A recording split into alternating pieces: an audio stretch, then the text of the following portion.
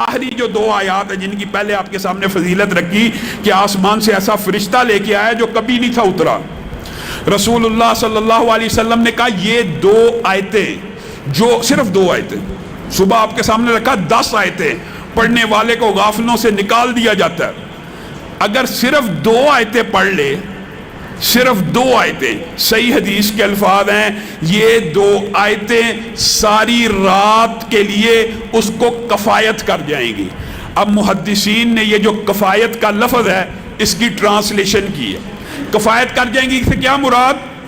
محدثین نے لکھا مراد یہ ہے ایک بندہ ہر روز رات کو تہجد پڑھتا تھا، ایک بندہ ہر روز رات کو کئی سو آیات کی تلاوت کرتا تھا، ایک بندہ ساری رات اتنے سپارے پڑھتا تھا. اب ہوا کیا، ایک دن اس کو نیند آ گئی، وہ جلدی میں تھا، وہ کچھ نہ پڑھ سکا، صرف ان دو آیتوں کی تلاوت کر لی.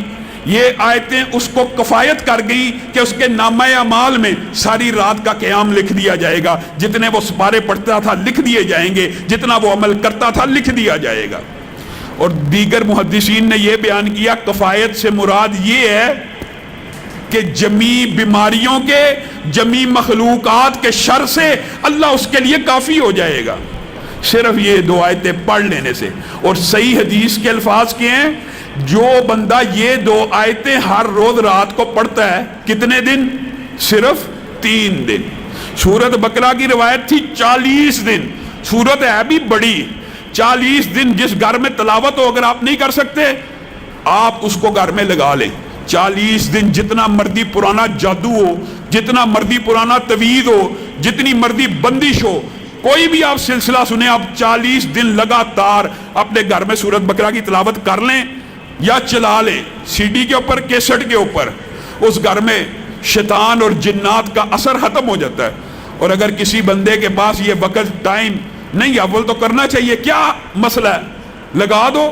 گھر میں کوئی ڈیوائس ہے اس کے اوپر لگا دو، کیا مسئلہ؟ گھر میں چلنی چاہیے. اپنے گھروں کو قبرستان مت بناؤ، ادھر تلاوت ہونی چاہیے. یہاں سے یہ بھی ثابت ہوتا ہے کہ قبرستان میں تلاوت نہیں ہونی چاہیے، گھروں میں ہونی چاہیے. 3 دن جو بندہ سورۃ بقرہ کی یہ آخری 2 آیات کی تلاوت کرتا ہے، اس حدیث کے الفاظ بھی یہی ہیں کہ اس کے گھر سے شیاطین اور جنات بھاگ جاتے ہیں. گویا سورۃ بقرہ کے اندر پورے کا پورا توڑ موجود ہے، جادو کا، جنات کا. انسان کو وہم ہے نا، وسوسہ ہے، بدش ہے، رزق کی کمی ہے. سورۃ بقرہ کی تلاوت گھر میں لگائے، نہیں لگا سکتا، یہ آخری 2 آیتیں یاد کرے، کیونکہ نبی کریم نے ان کی اضافی فضیلتیں بھی بتائی ہیں کہ